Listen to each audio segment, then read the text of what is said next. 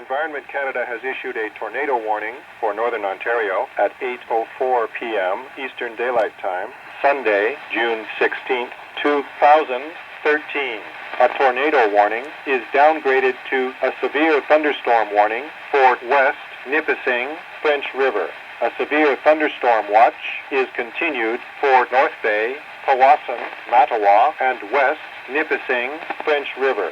A severe thunderstorm watch is continued for Bayfield Inlet, Dunchurch.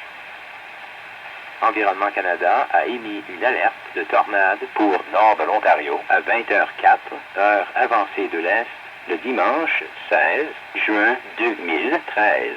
Une alerte de tornade est remplacée par une alerte d'orage violent pour Nipissing West, French River. Une veille d'orage violent est émise pour North Bay, Powassan, Mattawa et Nipissing West, French River. Une veille d'orage violent est émise pour Bayfield Inlet, Dunchurch.